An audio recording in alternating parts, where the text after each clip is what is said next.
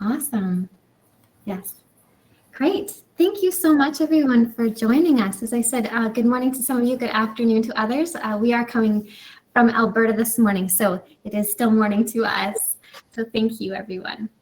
My name is Rebecca, and I am part of the Healthy Aging Alberta team, and I'm honored to lead the provincial community development part of that team. I'm a mother, a daughter, a sister, and a friend. I was raised in rural central Alberta, and I grew up in the traditional meeting grounds and gathering place of the Cree and Métis people. And I am raising my children here on Treaty 7 territory from the ancestral and traditional home of the Blackfoot Confederacy, the Kainai, the Piikani, the Siksika, as well as the Tsuut'ina First Nation and Stoney Nakoda First Nation.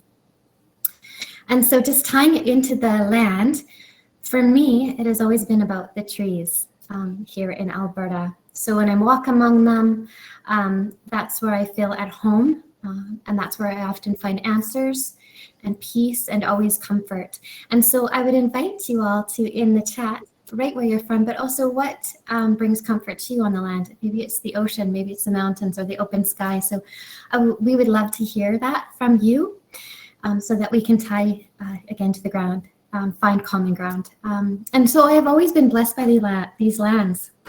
But I must acknowledge that those who have cared for and lived upon these lands for centuries have been stripped of the same blessings I have often taken for granted. And in my journey towards reconciliation, I lay aside my assumptions and my fears of misstepping, and I give space to those who wish to speak their truth. I will listen with intention and reflect upon their words, and I will learn from those who are willing to teach and lead us in the way of making relatives. Thank you. And I will pass it over to Michael. Thank you, Rebecca. As Rebecca said, my name is Michael, and I'm the Regional Community Developer for Northern Alberta, also part of the Healthy Aging Alberta team. I'd also like to acknowledge that I work, live, and play in Treaty 6 territory, the traditional home of the Cree, Dene, Dene Saline, and the Métis Nation, as well as the Inuit people who have made their home here. My background is in social work, in housing, addiction, and mental health, and of course the senior sector. Social prescribing is near and dear to my heart, and I'm so thrilled to be able to bring insight to this topic with all of you. Now that folks have had the opportunity to learn a little bit about who we are, I would like to invite people to describe their work in the chat in one sentence. I know this can be challenging, but this will really help us to understand a bit better who we're talking to, as well as help us in discussion as we move through the presentation.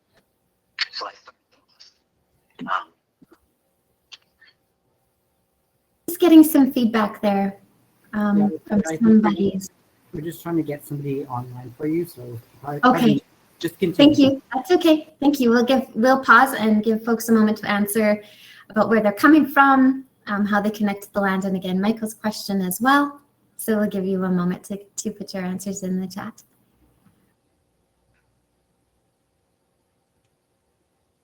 Hello, I'm Michelle. I'm so sorry that I'm not when I should have been there with you, but are you still wanting me to do your PowerPoint? No worries, Michelle. We're able to do it from our end here, but thank you so much. Okay, and I'm sorry that I'm coming in late. Has your session started and you've been introduced? And excellent. So sorry, everyone. Yes, these are the technical difficulties that were spoken about earlier. Please proceed. Thank you.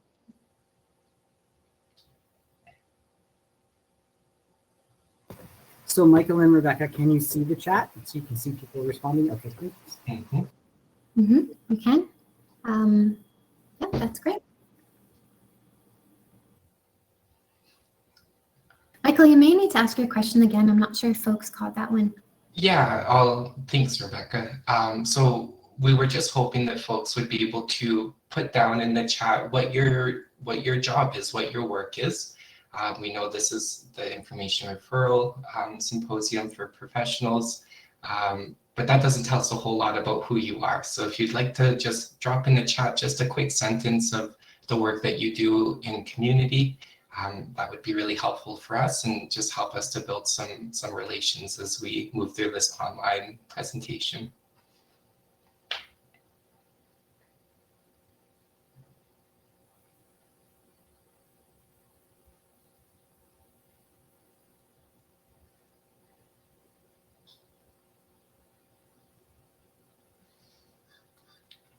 While folks are doing that, I'll just move along and talk a little bit about who Healthy Aging Alberta is. So Healthy Aging Alberta is a community-led collective impact initiative focused on supporting organizations and community groups that serve and create opportunities for older adults throughout Alberta. Since its inception in 2019, it has been championed by the Ministry of Seniors, Community and Social Services, and coordinated by United Way of Calgary under the guidance of our Community Leadership Council. Together with these groups, we have one shared vision: to make Alberta one of the best places in the world to grow older. This initiative or movement is important and highlighted by a recent National Institute of Aging survey that found 91% of Canadians of all ages, additionally, nearly 100% of Canadians 65 and older report that they plan on supporting themselves to live safely and independently in their own home as long as possible. We know the community has a massive role to play in this. Can you imagine the impact on wellness in general and healthy aging in particular if organizations had the capacity to address all the areas of wellness at the community level? And taking that a step further, what if they were able to do this in partnership with health? This next evolution in whole person care is called social prescribing.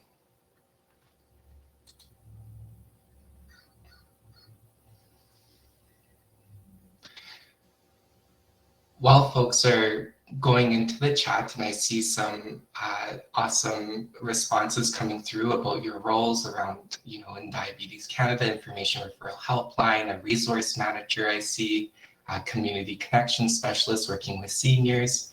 I think it's really great that folks are sharing. It is helping me to kind of understand a bit better who we're talking to. A question we use often, whether it's with focus groups, with older adults, or with community organizations, is what are the ingredients for a good life? I want folks to reflect on the question that you see on your screen. What are the ingredients for a good life? For some, it may be staying active. For others, it is time with your friends and family. Take some time to reflect and post in the chat of those ingredients for your good life.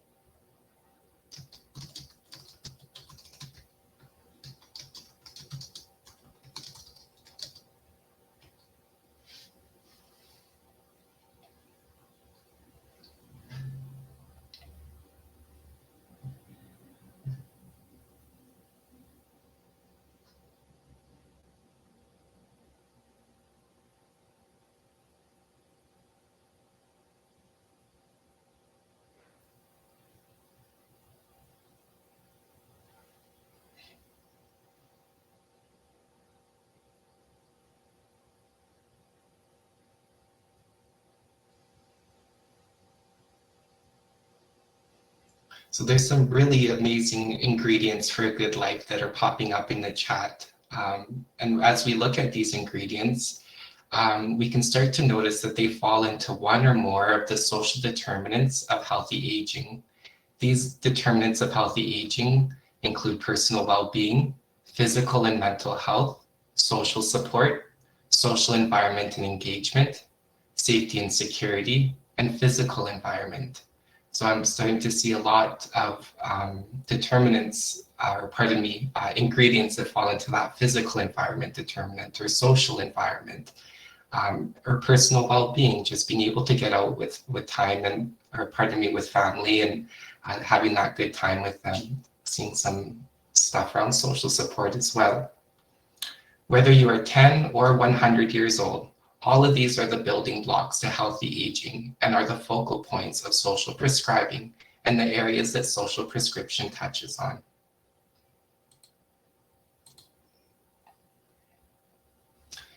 The determinants of healthy aging are the non-medical factors that influence health outcomes.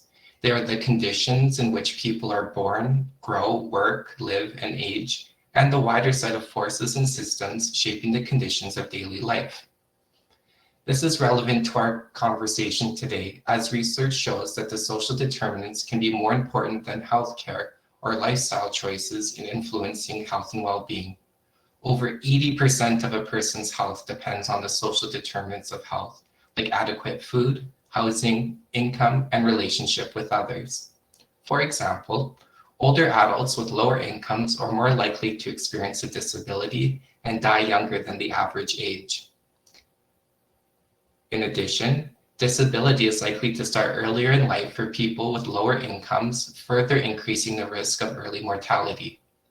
Social isolation and loneliness are associated with a higher risk of dementia and other serious health problems in older adults.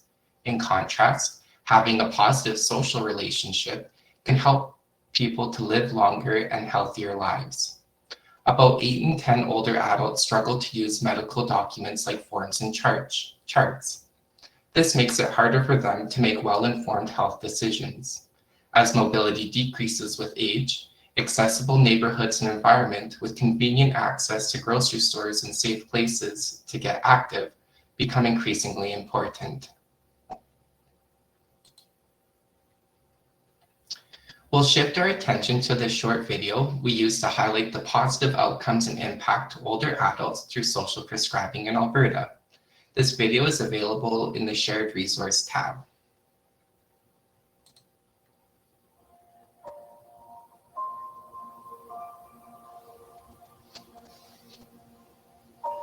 I don't think I would have progressed so fast, and I would have been able to do all the things that I am doing. But because of the program, I got an uplift. Because you're stuck home and you're so used to it that you don't go out, but you don't know what you're missing when you don't go out. Social prescribing is a formal referral pathway. So a healthcare provider, like a doctor, a nurse, a pharmacist, they would recognize that maybe their client has some unmet social needs, and they would make a referral, a social prescription, to a community-based organization. And then that community-based organization, where there's a link worker, would then connect that person to all of the programs and services that exist within the community that meet their needs. So I provide primary care to older adults, actually 60 up. Some have good natural supports, good networks, and others don't. There's various degrees of loneliness and isolation. The important element of what we do is walking alongside them as they navigate through those resources and accessing them. Just having that connection to somebody that's willing to walk alongside them is really key to them being successful. Christine introduced me to Karia Village Commons, and I have really been grateful that I had the space to improve my health. Even for the initial intake, it can be 15 minutes, it can be an hour. I usually be in the house, but now I am able to participate in learning programs, meeting people. This program will be really of great help to anybody who has been just doing alone or sitting around their house. Now you have time to go outside and do some exercise or do some sports activities to fulfill your or enhance your personality. We set up an intake visit where we do an assessment that basically asks a whole bunch of questions to get a better idea of their situation. So in terms of finances, social support, food security, housing, it really encompasses all aspects of their well-being. And then together we develop a service plan where we list goals that we're gonna work on together and in a time frame that we want to complete them by. And this is very much a collaborative approach. So it's not me just saying you need to do these things to improve your well-being. We discuss the supports they're looking for, and through the intake, I'm also able to see, are there any gaps and resources that I can suggest that I really think they could benefit from as well. You could do crafts one day, you could do, if it was endless, you could give a carpet bowling birthdays once a month. Just, I can't even can't even remember how much, but there was something for everyone. I feel like I would have had a hard time when it came to just about everything, getting the tax school, getting the taxes done, getting all these little picky things done, you know? And they knew what was coming up, and they knew what to do, and they knew where to go. I can see like that confidence that they've built, and now they're able to take initiative when problems come up. They're more aware of the resources available to them. So yeah, just seeing that has been really, really amazing.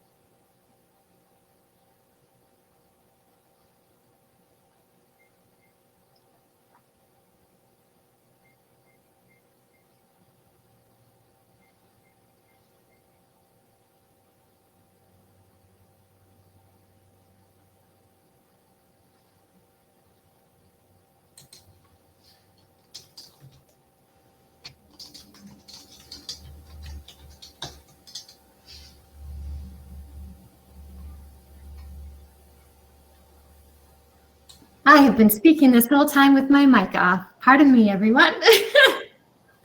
Oh my goodness. Okay, let me back up. So embarrassing.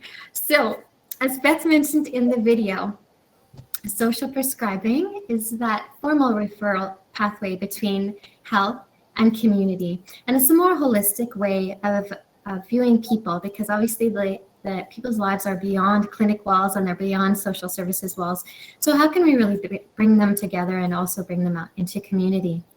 And so this time last year, I was very blessed to go on a learning trip to the UK, so London in particular, as it's considered the birthplace of social prescribing. And they've been doing this for about 20 to 40 years now. And it's actually part of their national healthcare plan. So everybody in England has access to social prescribing. So we had a lot to learn. I'm going to the next slide, please, Michael.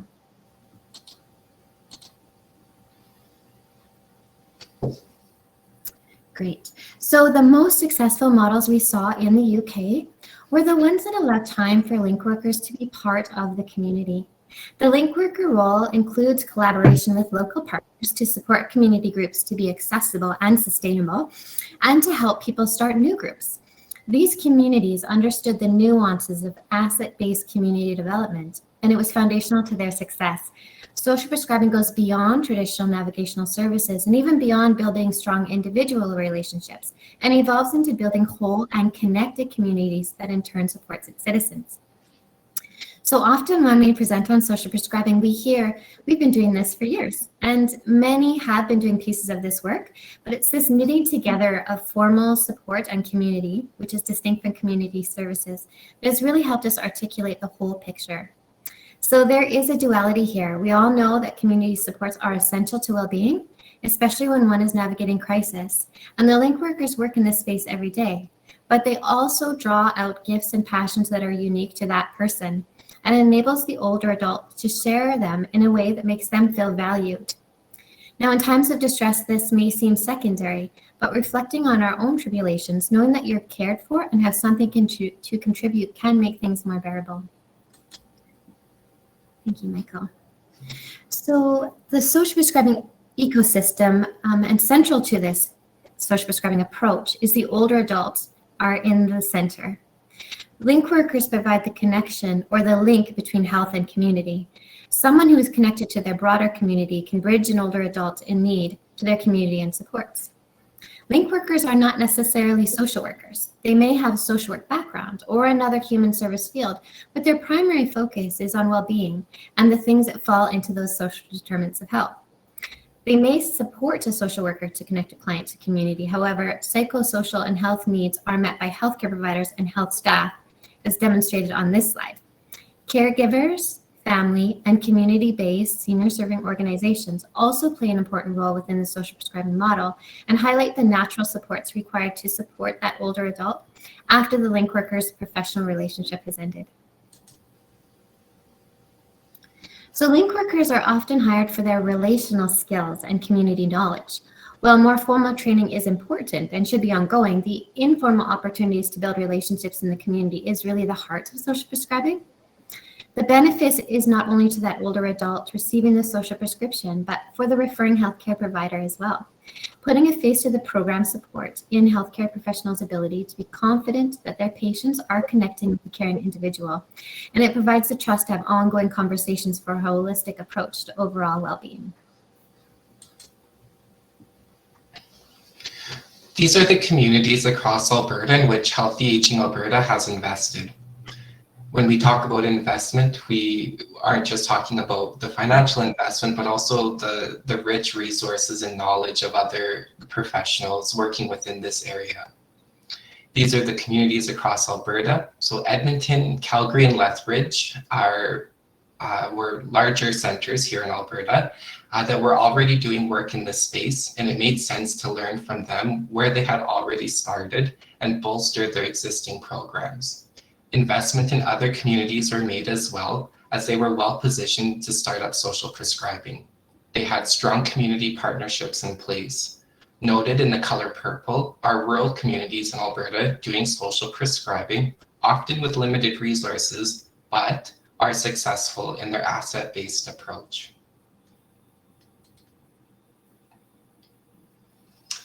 This slide demonstrates the outcomes our models aim to achieve. Taking a page from the United Kingdom, these are some of the other things we hope will occur through social prescribing. Also take notice that community and community assets are at the center of these key outcomes. These outcomes include or are reflected in that people, their families and carers know about social prescribing and can easily be referred to a social prescribing link worker from a wide range of local agencies. Building on what matters to me, people can work with a link worker to co-produce a simple plan or a summary personalized care support plan based on the person's assets, needs, and preferences, as well as making the most of community and informal support. People, their families, and carers may be physically introduced to community groups so that they don't have to make that first step to join a group and to meet new people on their own. People, their families, and carers are encouraged to develop their knowledge, skills, and confidence by being involved in local community groups and giving their time back to others. For some people, this may provide a volunteer opportunity or even for work. People, their families, and carers may be supported to work with others to set up new community groups, particularly where gaps exist in the local community support system. Being connected to community groups through social prescribing enables people to be more physically active and improves mental health, helping them to stay well for longer and lessen the impact of long-term conditions. Perfect. I did not mute myself this time. And I would encourage people to ask questions as we go too. Don't feel like you have to wait till the end, because I find when I do that, sometimes I forget. So if you have questions, please feel free to put them in the chat. So this slide here is one we actually use when we're talking to our partners in health, but we thought it could be relevant to your work as well. So the things to think about is people who might be a good fit for social prescribing. So are they a caregiver to someone else? Because we all know that caregiver burnout is real, and there's not a lot of supports for caregivers. So that's a good signal there. You sense that they're lonely or they're socially isolated. They make appointments to discuss non-medical issues. They have trouble getting nutritious food, and maybe that's because of mobility or income, but or other underlying factors that for sure a link worker could help work through. They could be recently bereaved, or also they could also be recently retired. They're new to the community, or they're a non-compliant patient, and the physician or healthcare provider would be unsure as to why. So again, link workers can really dig into those details.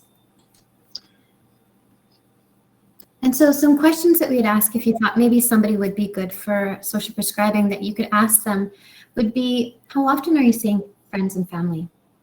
Are you having any challenges getting from place to place? We know transportation, I'm sure in your provinces like ours, is a massive issue, especially in our rural communities. And so this is something, again, link workers try to help with. Are you able to access healthy food that you like or that is culturally appropriate? What does your current living situation look like? And do you need support accessing social services? And I'm going to pause. Yes, we can definitely share out these slides afterwards. We'd be happy to. Yeah. Okay. And so often in rural communities, we see this question. So I'm sure that you're all aware that oftentimes when we go to refer to services, they're not always available in a timely manner, or in the case of rural, may not even exist. So the link worker role is not just about navigation, care plans, or even the individual results. It's equally important as the community development aspect in the impact it can have overall. So when we start to think outside of systems and formal services, we create self-sustaining inclusive response that values the strengths, the gifts, and the contributions of everyone. And it's in this duality that we find success. And when we lean into community, in addition to community services, we can finally break that cycle of constantly referring and starting to see a positive impact for older adults. So one of our small communities said it best. So they say, too often rural communities sit and wait for government, agencies, and institutions to provide services, funding, and the supports they need.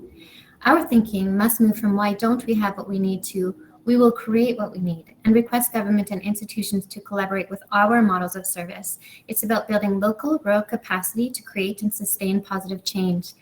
And so these communities often look within. Our link workers will go to the local Tim Hortons or A&W where folks gather, especially older adults gather in the morning, and they, that is actually an essential form of social interaction. And so they leverage these groups and these gifts, and because they have relationships, they can invite new folks into them. And then we always know the person in town who likes to bake for everybody. So there's a connection there. And we'll share some more stories as we go, but just really looking beyond what we consider those formal services and into what your community can offer. So when link workers have the time to not only draw on, but increase the strengths and capacities of local communities, this is where some real momentum can happen. Working together with local partners such as FCSS, senior centers, and legions, as well as that person that's always baking for everyone, or that local artist who loves sharing their skills, we can collectively ensure that local organizations and grassroots groups are sustainable. We ensure that community assets are nurtured by bringing people with similar interests together. We support organization by making them aware of small grants and providing support to set up new community groups and services where gaps were identified. So together we find creative community solutions to local issues. This creates a space for people to stay strong, safe, and connected as contributing citizens. When we start to leverage community, not just community supports, we can find practical, preventative, non-service solutions that have the potential to ease some of the burden of a stressed system. And through this, we build more welcoming, inclusive, and supportive communities. All right.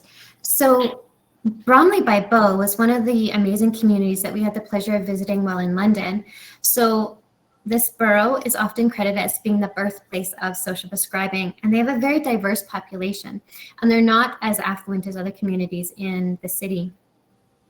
Their model is steeped in community and health integration, and in fact, the health center sits in the middle of the community center, surrounded by social enterprises, meeting spaces, and art studios. They have an amazing restaurant there that is run by youth that have barriers to employment.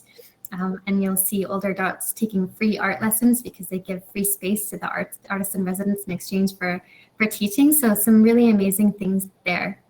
So their goal is to work towards a health creation model informed by an understanding that health and well-being is created within communities through unlocking and harnessing the latent resources that make up our communities.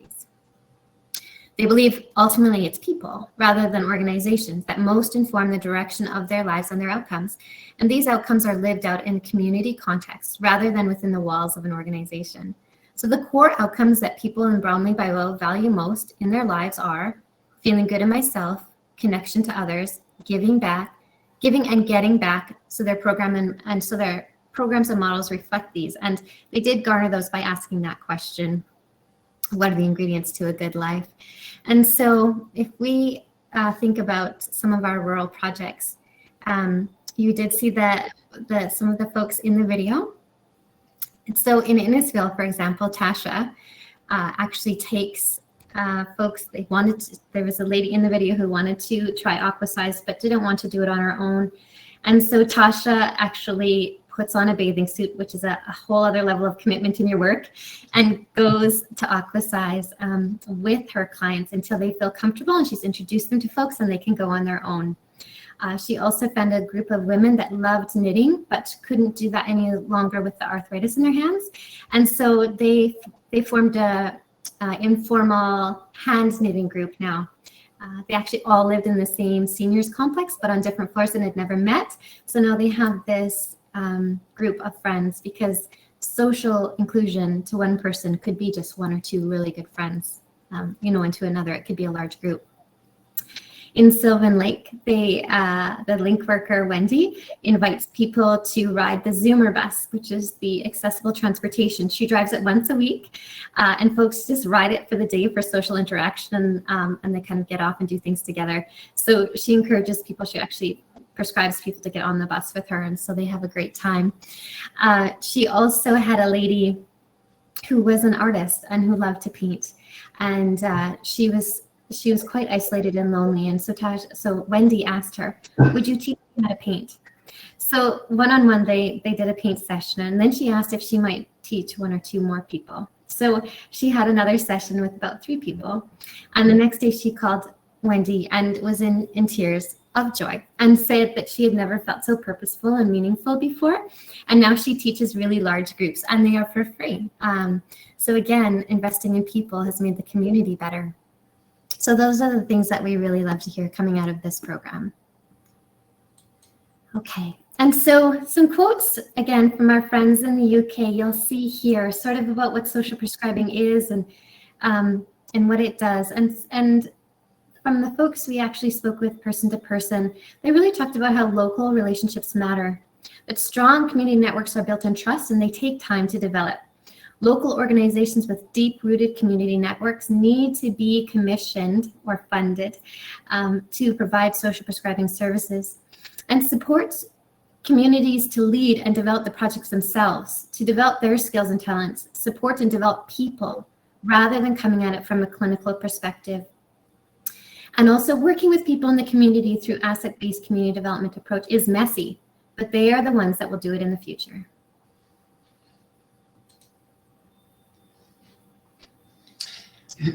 Lastly, I wanted to quickly touch on the Common Outcomes Framework for Social Prescribing produced by the National Health Service England, and how it identifies not only the impact of social prescription on the person, but also on the community and the healthcare system as well. The points above are taken from the framework. You will see that community involvement, investment, and development are core values that run through every statement. So now we want to ask you to join the chat, and we ask, where do you see yourself in this and why? Feel free to reflect on this and share it in the chat. So where do you see yourself within social prescribing, whether that's in your community, with local groups? Where do you fit in all of this?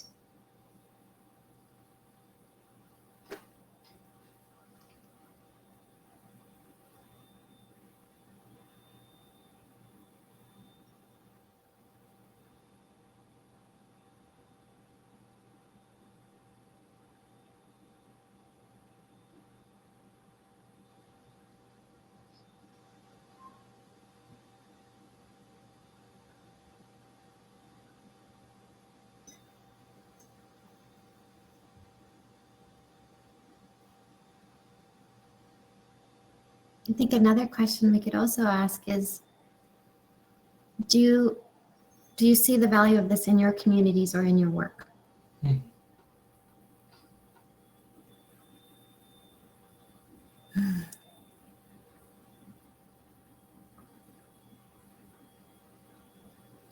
would love to hear, Michelle, why it's a tough answer. I know there's a lot of complexities and layers.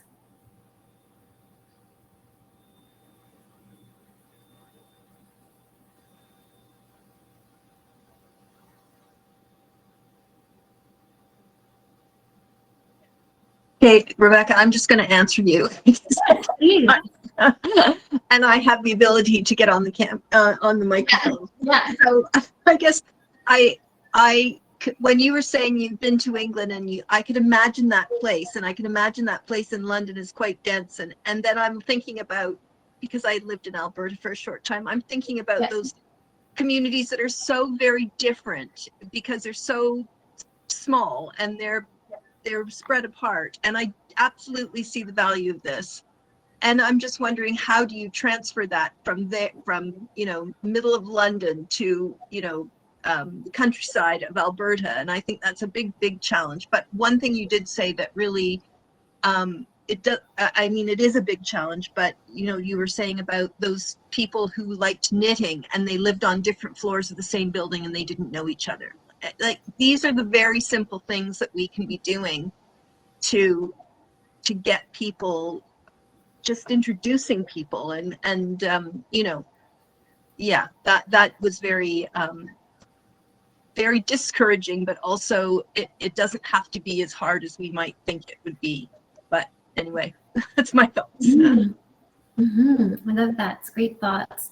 And yes, the examples that I gave about what folks are doing are what's from our rural communities. So yes, obviously they are much more densely populated and really diverse populations and in high populations. But I think the core values still exist, and it still does come down to is really valuing the person and their gifts, and sort of, I think, changing that lens from always thinking we need to support older adults to actually what can older adults contribute. Michael and I and the rest of our community development team had the absolute privilege of holding some focus groups across the province as we dig into our equity, diversity, and inclusion work. And across the board, folks wanted to feel valued and they wanted to have purpose, and also wanted to be connected with other generations. So I think that speaks really high to the value of this work, but they also wanted the confidence to do so. And so I think this is a key piece of that link worker role, is really they go with people. And we know so many times we hear doctors saying, they say, no, this person needs to get more active, and I know that they need to do these things, but they don't want to go by themselves. And so to have somebody walk beside you is of particular importance. And when we look at the questions here, so I'm not sure, I'm not sure how to connect people with link workers. So certainly different projects across the country would have different parameters, although there is social prescribing work going on in every province, and actually the national conference is in Toronto this week, which is why Michael and I are doing this instead of Beth. So we'd be happy to share the links for CISP, which is the Canadian Institute for Social Prescribing. And I think that there is information and referral and 2-on-1 as well. There's a really like a back and forth. So you could refer into a link worker, but also a link worker might be reaching out to you to find out what the resources are in the area, especially if they're new to their role. We do a lot of asset mapping when we go into communities that we are funding, but I think that's really important to keep those things up to date. Yep, the Wayne network absolutely is one. So so there's those pieces there, and maybe if social prescribing doesn't exist in your area yet, maybe you're the one who starts to voice that need. And Michael, I'll let you contribute some thoughts there. Yeah, and I think too, just kind of building off of that, just kind of seeing the roles of folks, whether it's Distress Center Calgary or information referral specialists, that you folks are really essential in building those asset maps. That's kind of a beginning building block to social prescribing in communities, is to map out the assets in your community, and who knows it best than somebody who is on 211 or somebody who is completely submerged in the services around them. So just encouraging to, if you don't know where social prescribing is, to seek it out, as Rebecca said, to the Canadian Institute for Social Prescribing. is an amazing resource, and I believe they have communities of practice, and you're able to connect with other individuals no matter where you are in this development journey within your community. I lived many years in Calgary working in the older adult field, so Erica, the Way Network is a great place. They have social prescribing going on, and is a really close link to the Stress Center Calgary as well. I haven't lived anywhere else in Canada, so I can't give direct pointers for other folks, but they're out there. It just takes a little bit of searching, or like Rebecca said, maybe for you to start it up or get connected with some of those partners, but always starting with community and hearing what this community need and what are they looking for. So thanks for the really nice discussion around this. Michelle, could we get a time check? Yes, of course. It's 1:45. I'm in, so you're 11:45. Yeah, Perfect. so we still have 15 minutes, and if there are any other questions, please pop them in the chat, and Michael and Rebecca would be pleased to answer, or any comments either. Mm-hmm. Thank you, Michelle. Yes, keep the questions coming. This is why we're here, and that's why this opportunity has been given to folks to learn more.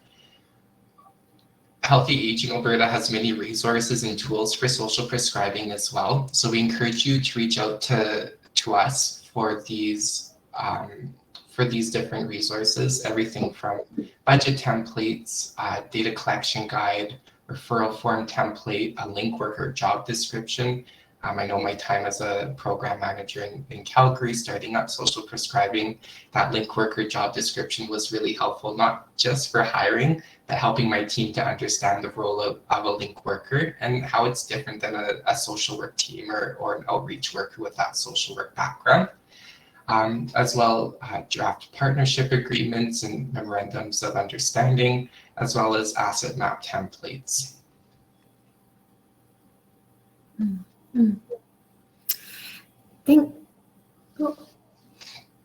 not sure what just happened to my screen. I don't know if everybody can still hear me.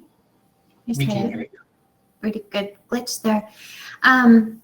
Yes, just wanted to comment on the link worker curriculum. That is a free resource as well, and it is online training for folks who are obviously link workers, but also just folks who are maybe in allied roles like navigation and information, that sort of thing. So certainly reach out and we can get that to you. Again, sorry, I can't see anything. My screen has gone black. And then I believe there was a question about, sorry, there was a question from Erica. I can help with that. Yeah. Rebecca. So Erica was just wondering, what about social prescribing for other demographics? So it's a common question that we get. Is most of the research and work being done on older adults or other demographics as well? So our work as Healthy Aging Alberta is focused on older adults, and that's sort of a self-identifying, at least 55 and up, sometimes younger. But the UK's is actually cradle to grave. And I know the folks that came on that learning trip with us, we had folks from Saskatchewan and Quebec, and the Maritime provinces and BC. They were focused on not just older adults, but also some of them were. But so yes, there is great data on older adults, maybe more in Canada. And then I would say that cradle to grave would be more UK, although Canada's sort of moving that way. It does seem to be, it is great for everyone. It's just this is our lanes. This is why we're presenting just on older adults. We had another question, Rebecca. Tian Lin was wondering, or what that they would like to learn more about how the program is being evaluated currently. So looking at evaluation, maybe from the program level to the provincial scope as well. Yeah, so Beth is our project manager, and so she is the one who sort of helps with all that evaluation for all of the communities. And so she she's evaluating those outcomes that we saw. So sort of those pieces around, are people more connected? Are in the healthcare piece that's trickier to assess, that's sort of self-reported because we don't have access to healthcare records at the moment. Although we're hoping that at some point health will sort of share those, emergency rooms and doctor visits, so we can actually track that way. But right now it's self-reported. But if you're looking for more details on that, we do have a framework on data collection, and I'm sure Beth would be happy to speak with you about evaluation as well. We could definitely connect you. Mm-hmm. And I just put up on the screen, screen, Rebecca's information if you're wondering to learn more about community development in Alberta. And then as well, Beth's information is there as well, about just kind of the social prescribing project itself within Alberta. So reach out to one or the other or both. We're always happy to collaborate and share as much as we are able to. Just taking a look at the chat, Erica says isolation is such a huge issue on the crisis line and on 211. And so they see huge potential in this for a lot of different demographics. And I would agree with that. And I think going back to those social determinants of health, those are social determinants of health for all human beings and the important things that help to keep our well-being where we feel is best for us. And so always coming back to those social determinants, if social connection is good for you, it's good for grandma and it's good for your nephew as well. So yeah, I think I appreciate you drawing kind of those parallels to other demographics as well. And we are very excited that 211 in Alberta now has sort of, I don't want to say similar role because we're just learning about it, but it seems to be a similar role to our community development team for our rural communities. And so they just are sort of coming on board. And so we're really excited to work alongside those folks and sort of, explore social prescribing with them and their role in that. So I'm sure there will be more information on that partnership too.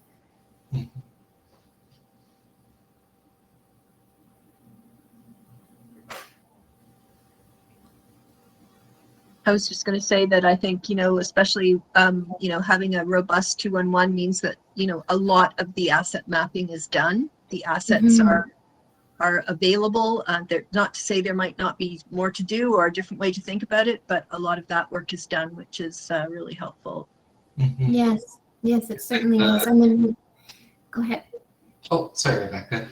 I was just going to say with the rural outreach team here in Alberta as well, really you can see on the map, one of the rural coordinators had shared where all the resources in 211, and it was heavily populated in our urban centers. So having these roles of folks going out into more rural areas, I think is going to be really essential. And 211 does work as an asset map, but it also may miss out on some of those more informal grassroots ones like a knitting club or some of those. So it's always important to connect with your community and utilize 211. I know as a social worker myself, I've spent many minutes with 211 workers trying to find the best resource for the clients I served. But it was talking to clients that I learned a lot about those social programs and those that really meet those social determinants. So I think it's that, again, going back to that duality, there's a need for both of those to come together.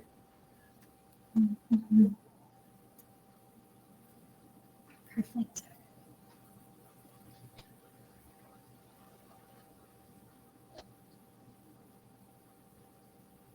Are there any other thoughts or questions for Michael or Rebecca? We still have a few more minutes to be together.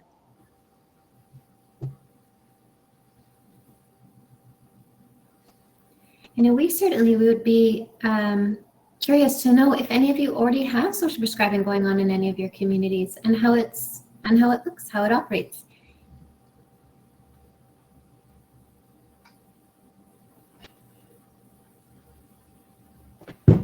Hi, it's Marcus, and I have backstage pass too, so I can turn on my mic.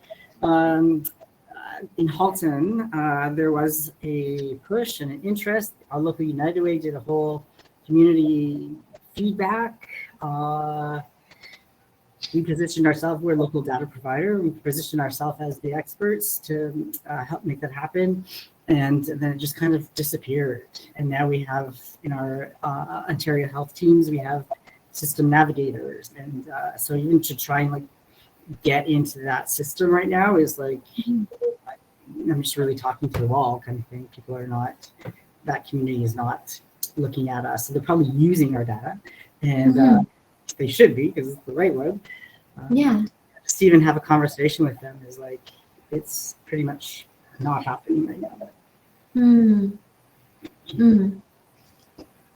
That's unfortunate. Yeah. So come here, and you two come here. And we'll make some waves and see what happens. Yeah. Well, we're always happy to do that. And sometimes it is just about a neutral party. We know that that is the role we often play when we go into communities, because there are these, like we always say, social prescribing is held by the community. Yeah. Certainly formally it sits in one organization or two, but it is held by the community. And so sometimes, because these organizations they have a long history, and some of it's not always awesome. It's the truth. And so, we do get to come in as neutral parties. And that does really help to have that neutral body at the table that can ask the questions and kind of dig into, okay, why didn't this work before, but can we put that aside and go in a new direction? So that is part of our role for sure, is facilitation. But we find the most part people are really eager to collaborate with the way that funding works and that sort of thing. It really is what's best for sustainability at this point. We see that working together, and these communities often, they apply for the grants together, and it is actually a requirement that you have partners in your community for any of our funded partners. So, I think that is the way it's going, and there's certainly, in our work anyway, we see a real appetite and desire for collaboration. So, yes, sometimes it's just a neutral party. It makes me think too, Marcus, just your opening, how you opened the day and the teaching you shared around the mother bear and the relation to land, and building relation takes time. It takes trust. Just like with asset development or nurturing the birch tree, like these things take time, effort, kindness, and compassion, and it's not easy work, but that passion is such an incredible driver to push this work forward. Absolutely. Yes, and we often ask people to come as people. So when we come into a community, often I will ask them to introduce themselves as a person first, and to put their roles aside, so that we're just coming together as people with a common interest or common goal. Because sometimes we can get hung up sort of on roles, and that sometimes can also create a hierarchy and that sort of thing. So we really try to set that intention right off the go. Rebecca, there was a question that came through, and I'm not sure if we can answer, just we might need more context, but somebody was wondering about the difference between a community information exchange and social prescribing. Okay, well, without knowing what your community information exchange is, I would say that, again, it's that relational piece. So social prescribing is different in that the link worker is really walking beside those folks. So, if they need help with their taxes and such, they are doing that with them, or they are walking them to that person to introduce them.